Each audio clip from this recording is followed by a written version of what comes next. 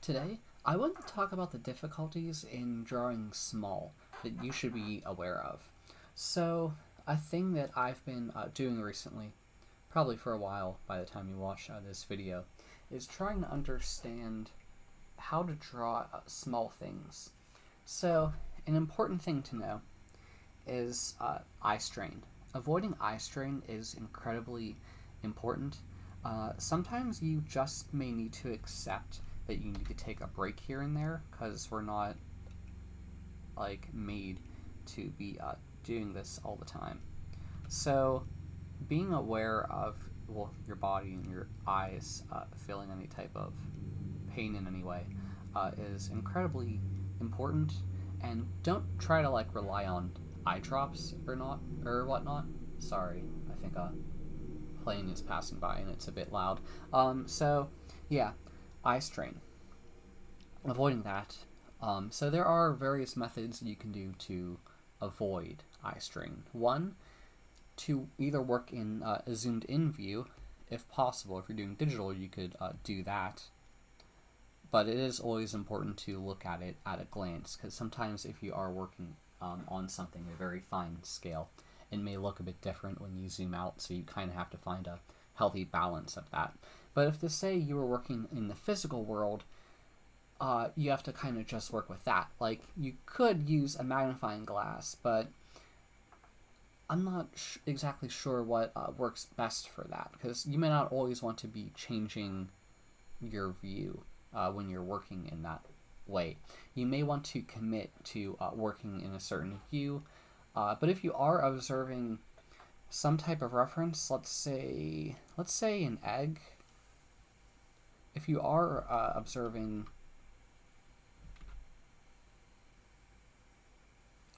reference of some sort, trying to look at the texture of an egg, which I do believe has some type of texture to it.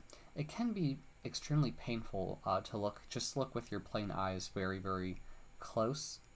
That's why I would recommend the use of a magnifying glass. So, not just any magnifying glass. They make them. You could find them anywhere. But they're magnifying glasses, or not magnifying glasses. They're a magnifying glass that is like this. I would also recommend that you get the type that has a gooseneck. Now, when I say gooseneck, a gooseneck one lets you bend it in any direction without it falling over. They kind of have, it's not like a clamp one which only goes in. Oops. It's not like a clamp one that only goes in two directions far out. But the gooseneck one lets you put it in so many different positions.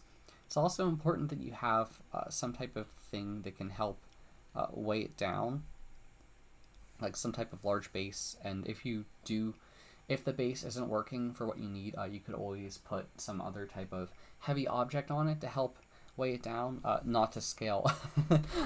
I'm just trying to show the example. The other thing is having an extremely good lighting source is incredibly important when you're viewing your reference at all. Even if you weren't using a magnifying glass to look at it, always be aware of the lighting in your room, because lighting could really affect drawing things small. Granted, I'm talking more about texture than anything. The other benefit of the magnifying glass is they even make some that have everything I mentioned before, like a large base, but they also have ones with a light, so you could they have a viewing light all around it, so you could draw from just that, and it really helps you see what you need to see.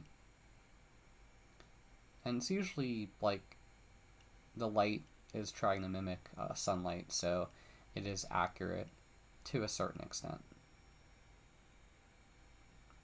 I mean, if you do have a way to have natural sunlight in your room, that is definitely a plus, but if you're like me, in which you don't have time you can't do it because you work a day job and you don't have time during the day to use a natural light source, or if you don't have a room with a big window that has light coming from the north, then a substitute like this can work. And as I've said in many of my videos, it's always better to draw than to not draw.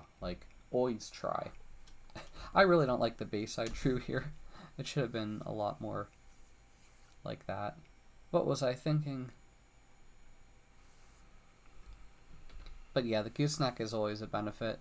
The one that I've got, I don't know. I don't want to share it because I don't want to sound like I'm trying to sell it or anything. But I kind of gave you the basic things. I'm also gonna have to think about how much it helps me. Like the one that I have, I believe, is 10x. 10x for viewing. I think they say that 10x is good for observing the texture of plants. That's why I got the 10x one, but perhaps you may want to work with a different magnified view. Now the other thing I wanted to mention is texture. So texture all has to do with very small, subtle changes of the surface. I like to call it surface construction, because things are affected by light and shadow, and I would always hear in the past some people would say that it's a shadow shape. So I would say it's kind of the way light hits the surface construction and makes the shapes appear. Because like if you think of like a shadow as a shape, a shadow isn't really a shape. A shadow is like kind of this thing. Like you can't, like, I feel like shapes are something you can feel, but like I don't, you can't really feel a shadow or light. I mean, you could feel heat or cold depending on like if you're on the sun or not, but I feel like the texture is like its own thing, and I think applying shadows after the fact is a good way to go, but perhaps that is too much work for some people. The other thing I wanted to say is when you are observing texture, start with a small area that you could like reference back to occasionally. If you truly do get the chance to look at a texture, I think it's dangerous to assume that things repeat, because there's like certain similarities between things repeating, but for the most part everything is like this whole, it's like a unique similar shape. It's not identical, but it's similar is what I would say, and it's like really hard to work with, and it takes a lot of practice to try to even draw it accurately. The other thing I wanted to mention is right now I'm using 4. If you are drawing physically or using any other tools, getting fine lines can be incredibly difficult. More often than not, you kind of have to like sharpen your tool to be a really thin line. More often than not, you may not even want to do that. You may kind of just want to work from a big picture. Then once you work with brushes, you could use finer sized brushes. I think there are thinner brushes to use if you ever wanted to do that. But like doing digitally, eventually, like you could do much thinner lines. But like when you're drawing digitally, you're working with pixels. So eventually, like you can't draw a half a pixel. Like I just drew like a pixel here. If you zoom in to it enough, I think it drew 4 pixels actually, based on, like right here I drew 1 pixel, and now I drew 2. Now I drew 2. 2 again. The thing about that is it's not drawing just 1 pixel at a time, and more often than not, a drawing program does this. I think it has to do with anti-aliasing. And the whole point of that is to give a smooth line when you're drawing in pixels. It's adding these intermediate gray values to make the line appear smooth the further out you look. And that's kind of just something you deal with when you're drawing digitally, unless you're somehow using scalable vector graphics, which kind of hides the pixel. But just know that like you always have to work with 1 pixel, and in the physical world, you really can't translate that so much to like a shape. Like maybe you could form fit it, but work with the tools that you have.